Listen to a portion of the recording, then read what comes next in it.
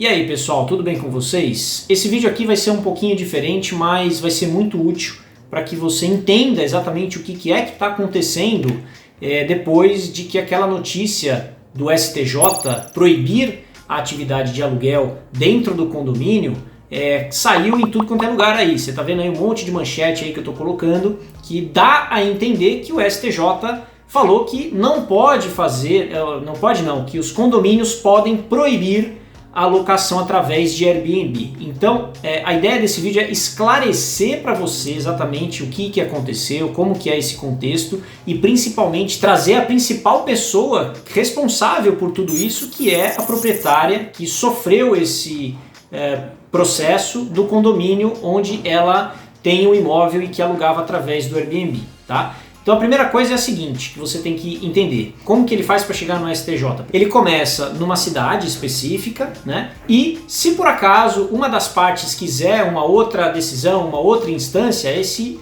processo vai escalando para instâncias superiores, que foi exatamente o que aconteceu para chegar no STJ, no Superior Tribunal de Justiça. E aí que está a grande questão. O STJ é uma instância que é muito mais elevada do que uma instância municipal. Então, mesmo que esse processo chegue até o STJ, é um processo, é uma decisão específica para aquela proprietária, para aquele condomínio e não tem um efeito erga omnes, ou seja, o efeito erga omnes é quando uma decisão de uma instância superior vale para todos os outros processos, tá? De todo modo, isso causa um precedente, ou seja, os condomínios e os novos processos que venham a serem abertos por conta da mesma questão vão ter precedente, ou seja, o cara vai abrir o processo e vai falar assim, mas o STJ já falou sobre isso, já fez uma decisão sobre isso, então acaba criando uma jurisprudência, ou seja, um entendimento da lei perante um determinado assunto, né? Então, de certa forma, você cria precedente para que outros condomínios que já têm aquele pé atrás de locação de temporada, etc. e tal, façam o mesmo, apesar de que no processo o que foi atacado, digamos assim, não foi em si o aluguel de temporada, mas sim o fato de que o judiciário entendeu que a proprietária estava transformando o apartamento dela em um hostel e por isso não dava para ser caracterizado nem como hotelaria e nem como locação residencial. Mas a gente vai entender isso melhor, com mais calma e conversando com a Mônica, com a proprietária que está ali todo nesse negócio desse processo. Então vamos conversar com ela e entender esse universo todo da boca dela e não só o que a mídia fala e o que a justiça definiu, tá bom?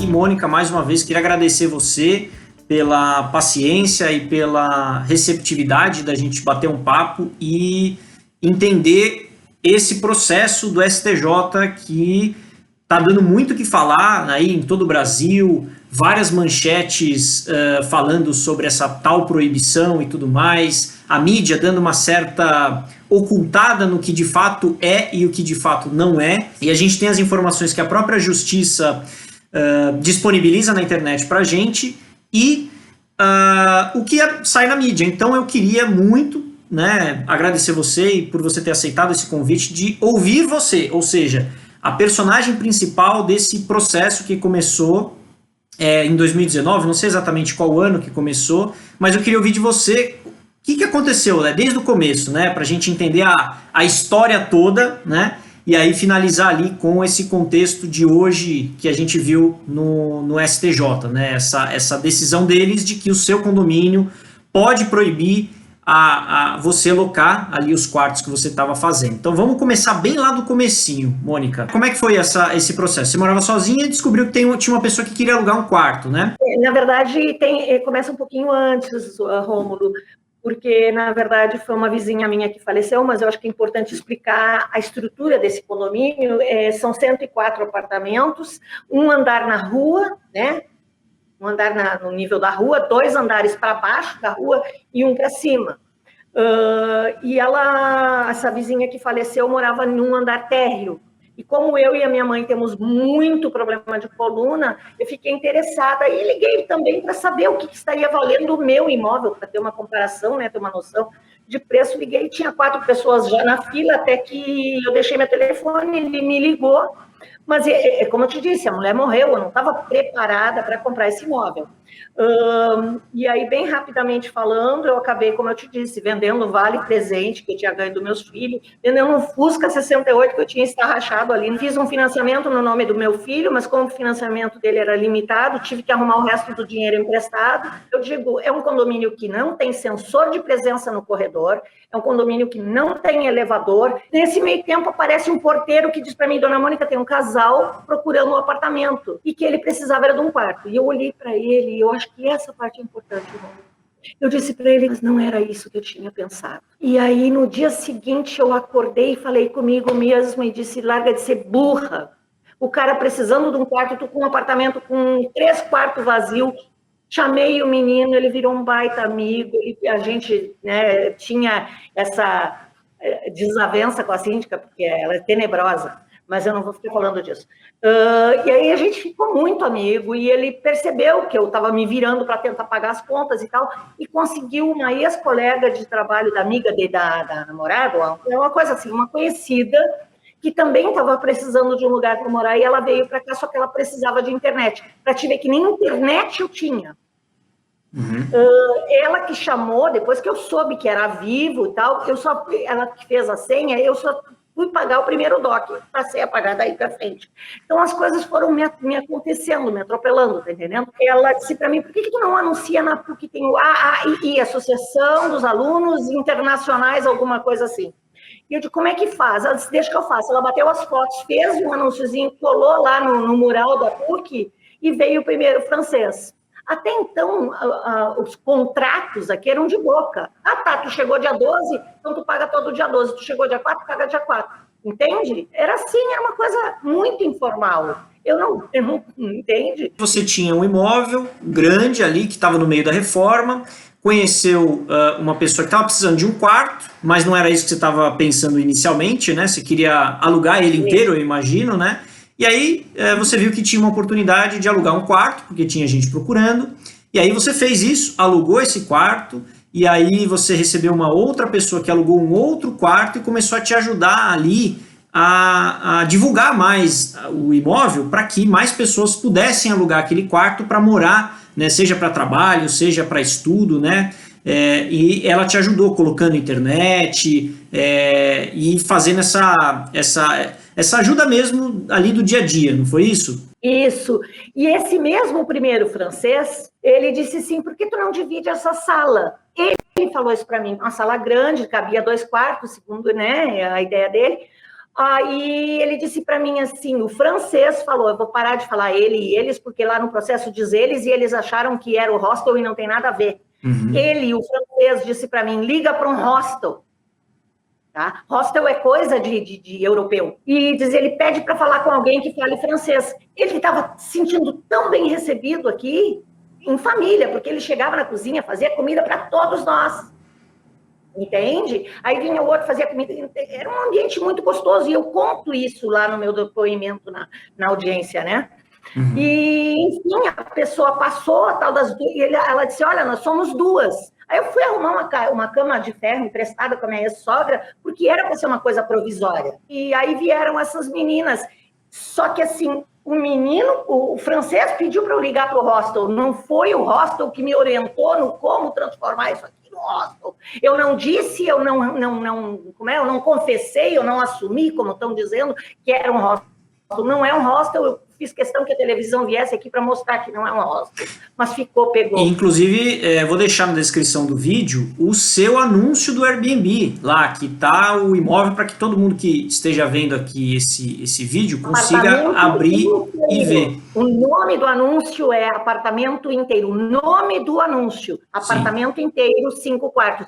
E por isso é que eu pedi para o meu advogado fazer aquela nota, onde ele diz que muito me choca, sei lá qual foi a palavra que eu falei, a reação do Airbnb na nota deles, dizendo que não compactua com o que eu faço, uma vez que meus anúncios estão completamente dentro daquilo que o Airbnb permite. Aí a partir do momento que você estava já, por exemplo, com os 5 quartos, né, porque você fez ali quartos adicionais na sala, que você tem todo o direito de fazer isso dentro do seu imóvel, você tinha ali...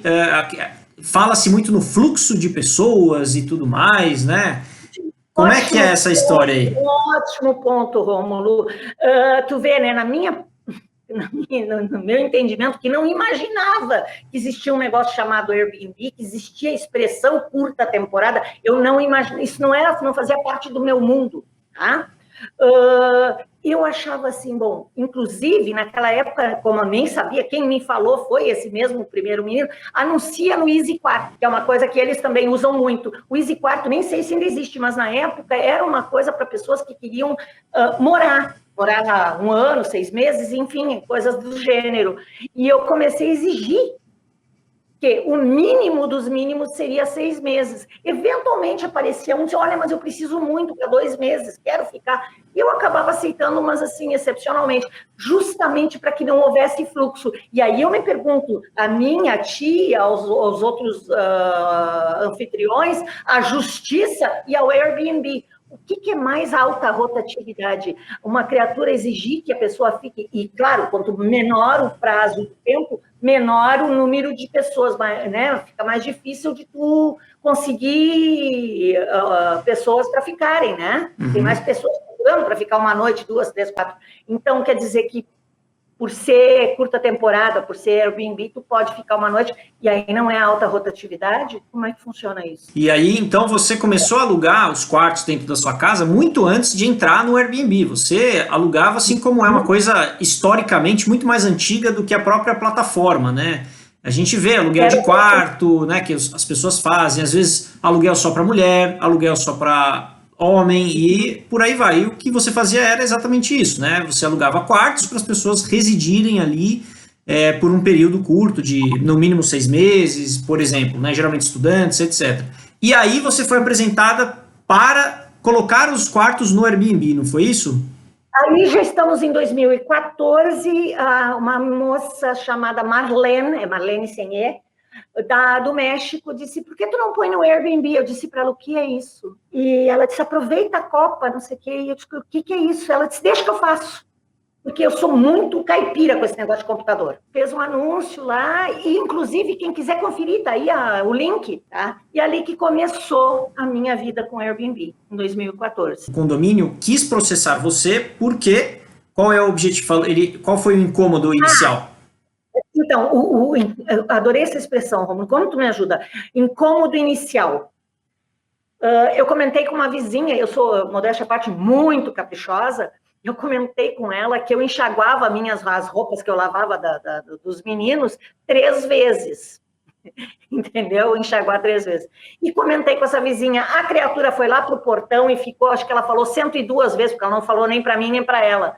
E, obviamente, com aquilo ali conseguiram, né, tá ganhando dinheiro em cima disso. E aí ficou essa coisa assim. O incômodo veio porque você estava alugando uma quantidade de pessoas dentro ali do seu apartamento e você, segundo o condomínio, estava gastando mais água porque você fazia a lavagem de roupas para essas pessoas que estavam no seu imóvel e também eles gastavam mais energia do prédio, seria isso. E aí... Eu anexei no processo lá em primeira instância esse documento do Departamento Municipal de Água e Esgoto que prova que não tinha nada a ver, e aí sim, parece que certo. Depois falaram de segurança. Eu dei uma noção assim de como é que funciona o condomínio aqui. Tem um caderno na portaria que tem assim espaço para tu colocar a data, enfim. E cabe exatamente o primeiro nome. Tu não precisa, qualquer pessoa, por favor, vem aqui, tente entrar, tu diz qualquer nome. Tá? Tu pode dizer que o teu nome é José e dizer qualquer número de CPF e tu entra. Tu não precisa apresentar o documento. Está aí a segurança do prédio. Todo mundo sabe que tem pessoas com S que vendem droga aqui dentro. Esta é a segurança do meu condomínio. Às vezes, quando vem algum grupo que eu fico meio assim, eu falo para o porteiro, por favor, pede o documento, porque aquilo transmite alguma forma mais de entendeu? Entendi. Então, o que você quer dizer é que o condomínio estava alegando que, por conta dessa suposta rotatividade, a segurança do condomínio poderia ser comprometida. Mas exatamente. Você está falando que, por mais que houvesse essa rotatividade, não tinha nenhum tipo de controle no condomínio para, de fato, checar se aquela pessoa que estava entrando estava registrada ali, que entrou com o documento, tudo direitinho, né?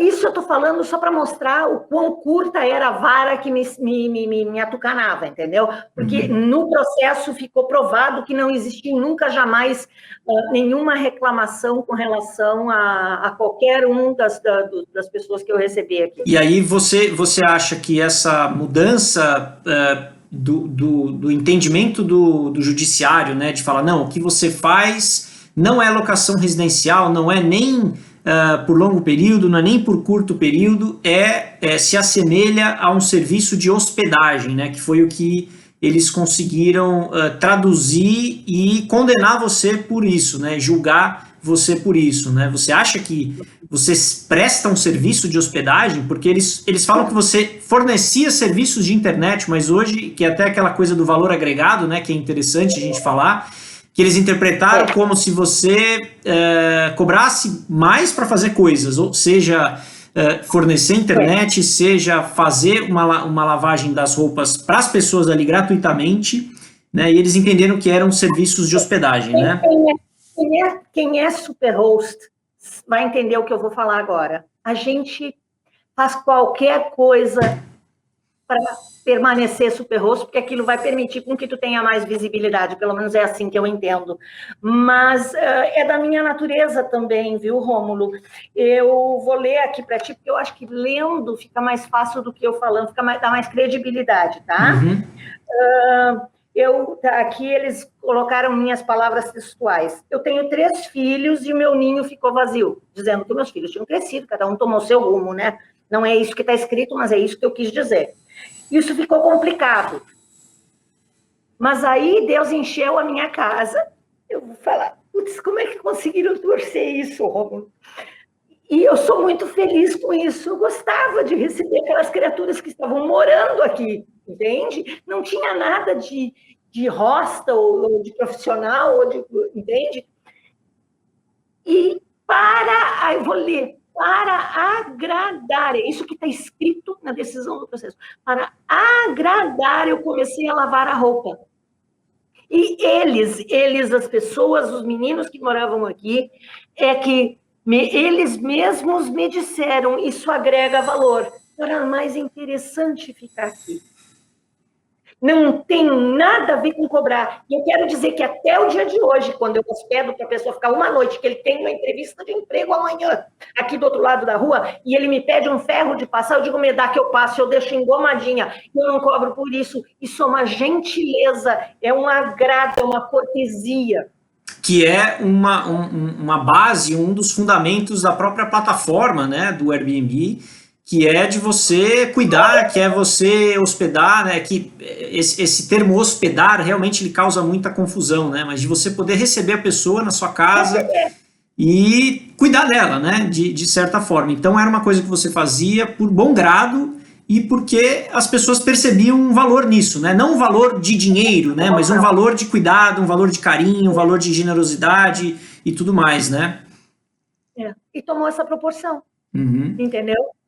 E eu até comentei contigo antes da gente começar que eu era tão alheia a esse mundo, entende? Que quando eu ouvi aquela expressão, e foi isso que eu quis mostrar ali na audiência, eu estava falando bonito, agregar valor, para mim era uma expressão linda.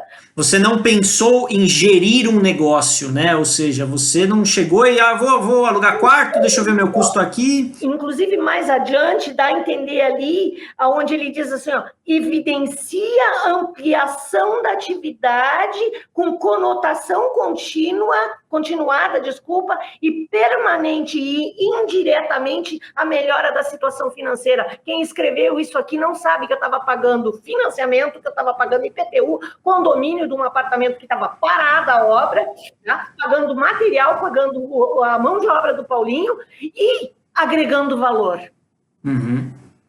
E mesmo que você estivesse ganhando dinheiro, você está fazendo algo totalmente lícito, né? E não está fazendo nada demais, né? De todo modo. tinha, nem tenho um negócio. E o valor que você ganhava, né, com as locações ajudava a pagar as contas, o financiamento, uma série de outras coisas. A sua renda, você tem uma aposentadoria de um salário mínimo e ganhava ali uma renda extra com o seu imóvel, alugando os quartos, perfeito?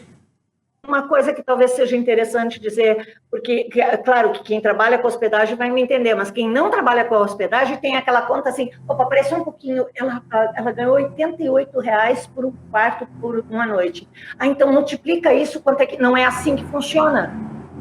Vários dias com um apartamento totalmente vazio, eu, no caso, né, tu tira de um para fechar a conta do outro. Entendi. E aí, com essa decisão, você não pode agora fazer a locação dos seus quartos, até com uma possibilidade de multa diária por cabeça, não seria isso? R$200 por dia por cabeça. Se você voltar a fazer isso. 88 pila, é o que sobra para mim, 88 pila. E não está alugando, porque assim, eu moro numa rua onde tem 12 restaurantes, alguns deles, vários deles já fecharam, porque trabalhavam ao meio-dia para atender um público de escritórios. Você acha que essa decisão da justiça, ela não te deu voz o suficiente para entender a sua situação e simplesmente ignoraram a questão da sua atividade mesmo como uma pessoa normal, não uma dona de negócios ou dona de hostel, e simplesmente foram autoritários em dizer que você fazia ou deixava de fazer tal coisa? Você acha que a justiça meio que fechou os olhos para a sua realidade? Sabe, Rômulo, graças a Deus eu consigo sentir pena. Olha, veja bem, eu consigo sentir pena porque quem escreveu, quem decidiu, não entendeu. Então, assim, se eu puder pedir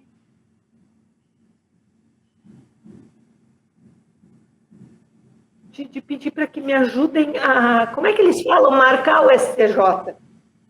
Leiam de novo, talvez, pode gravar isso aí, para que eles leiam de novo lá, marcar o STJ nas redes sociais, divulgar isso aqui, botar no ventilador, para que eles leiam de novo essas coisas que a gente está falando aqui. Não houve ampliação da atividade, eu estava pagando dívida. Como é que você está se virando, né? Porque você foi impedida de fazer isso, né? O último apartamento de dois, os últimos 2 apartamentos de 2 dormitórios que venderam aqui, venderam a 120 mil. Ali embaixo, na CIS Brasil, não vendo um apartamento, não compro um JK, uma kitnet por esse valor. Não compra, entendeu? E quando um corretor vem orçar, ele tira por base os últimos apartamentos que venderam, né, nessa região, nesse condomínio de 104 apartamentos. Isso aqui está virado num leilão. Só que o que acontece? Eu não sou aquele rapazinho que tem 30, 40 anos, que está vendendo essa coisa aqui para se livrar desse condomínio exorbitante e comprar uma coisa no outro lugar, dar de entrada esses 120 mil para comprar outra coisa. Eu sou uma mulher que já não pago mais passagem de ônibus, já estou aposentada, eu não tenho como começar de novo. O que vai acontecer? Quanto tempo eu vou levar para vender esses apartamentos para poder sair daqui? Quanto que é o condomínio? Juntos, né? 1.018 é um apartamento de 3 dormitórios, tá? E aí os outros 2 é quase 800 cada um. Entendi. Então você está numa sinuca de bico, porque você não consegue, por exemplo, alugar o apartamento inteiro para um inquilino ali de longa duração, por exemplo, porque o condomínio é muito alto. Você também não pode fazer o aluguel de quarto, como você estava fazendo, por ter sido impedida de fazer esse tipo de coisa. E, né, para quem pensa, bom, mas então se ela não pode fazer nada, só resta vender. Só que o problema é conseguir vender também por um valor ali que não seja muito irrisório, né? Até porque ninguém quer comprar um apartamento nessas condições que você está dizendo, né? É assim, ó, posso ir para cadeia. E é o que eu te falei. Não se chama ladrão nem de senhor seu ladrão, porque ele vai te ensinar a soletrar a represália de trás para diante e bem fala, sabe, as pessoas, os anfitriões que dizem a gente tem que ficar amiguinho dos síndicos, né? Isso é uma coisa muito comum, né? O síndico, a administração fazer uma espécie de perseguição ou dificultar ali os proprietários a alocarem os seus imóveis por curtos períodos. Por longos períodos é uma coisa mais difícil, porque é algo mais tradicional, né? Agora, por curtos períodos, em alguns empreendimentos, em alguns não, eu diria que muitos, né, sofrem com essa resistência, com essa burocracia que alguns condomínios impõem, né? Bom, Mônica, acho que a gente conseguiu falar bem aí da situação, acho que vai ficar muito claro para as pessoas aí que estão assistindo esse vídeo que a gente está fazendo juntos, né? E ouvir a sua voz, né? Ouvir o seu lado da história, né? Não ficar só no que a mídia diz, da forma que ela diz, até por um reflexo do que o judiciário entendeu, né? É muito fácil a gente simplesmente reproduzir o que foi entendido, mas não entender a origem da coisa ali, o original, né? Que você é a pessoa que emitiu todas essas informações e tudo mais, né? Então eu queria agradecer você mais uma vez pelo tempo que você dedicou aqui para conversar comigo, pela possibilidade de você se abrir aqui e contar a sua história, contar o que você fazia, compartilhar um pouquinho mais da sua vida e confiar em mim, né? Porque você não falou com muita gente ou mal tinha muita paciência ou vontade ou energia para falar com outras pessoas, né? E assim, eu vou me dar um título e não admito que ninguém tire. Sou tua fã número 1. Imagina. É muito querido, muito paciente comigo, com a minha choradeira, tudo. Um querido, olha, super querido. Eu acho que para terminar mesmo, solicitar, entender que essa briga não é só minha, tá? Que vai acabar, quem entender e puder me ajudar com essa coisa que eu não sei mexer com essas redes, negócio de rede social, de influenciar, que você quer, e de marcar, e de fazer o STJ ouvir isso aqui e entender, porque é uma coisa quase impossível, mas para Deus, ele não abre mar aberto, eu te disse isso, Deus não abre mar aberto, ele abre mar fechado, e meu mar está bem fechadinho. Então, me ajudarem a reverter essa situação. Os proprietários que fazem locação de temporada, etc., por mais que o STJ tenha entendido que o que você fazia não era nem hotelaria e nem residencial, o que é muito controverso, inclusive, mas os condomínios vão entender esse precedente para entrarem com processos e dizer, olha só, agora temos uma decisão no STJ, numa instância superior, e que vai legitimar de alguma forma, mesmo que eles não consigam, mas vai legitimar, vai dar jurisprudência para novos casos de condomínios processarem os proprietários que fazem aluguel de temporada, porque no entendimento do STJ, mesmo que você faça Airbnb, o que você faz Airbnb é o que exatamente? Não é nem hotelaria e também não é nem locação residencial. Eles simplesmente acham que é uma terceira via, que não existe ainda essa interpretação. Então, por isso, por não ser aluguel residencial, eles entenderam que, no seu caso, não é aplicável fazer isso dentro do condomínio, que não deixa você fazer, não está expresso ali na convenção do condomínio que você pode exercer uma atividade não residencial, né? Então fica muito essa interpretação, né? O próprio juiz, no final do processo, que está aqui embaixo na descrição do vídeo, o Salomão, um dos ministros lá, comentou sobre a Uber, né? Que a Uber, ela teve ali muita treta, né? Entre taxista e tudo mais, como todo mundo já sabe, e que era uma terceira via também, ou seja, a Uber não é um carro particular, ou seja, não é um carro onde você tem uma pessoa que você paga e que só trabalha para você, mas também não é um táxi, porque não tem taxímetro, não tem a associação dos Uberes, né? Não tinha nada disso. Então, a Uber veio realmente para quebrar um pouco esse paradigma, né? Essas tradicionais companhias ou tradicionais pensamentos, e o Airbnb, as locações, até os quartos, na verdade, eles realmente acabam entrando numa interpretação diferente do que a gente está acostumado a ver. Ou é A ou é B. Como o judiciário não conseguiu colocar numa caixinha, né, o seu caso, então eles deram causa para o condomínio, né? Então é importante que as pessoas entendam essa situação e eu me solidarizo aí pela situação que você tem passado, que não é fácil. Então, por isso que eu conto com a ajuda de todos, porque vai ser bom para mim, bom para todos.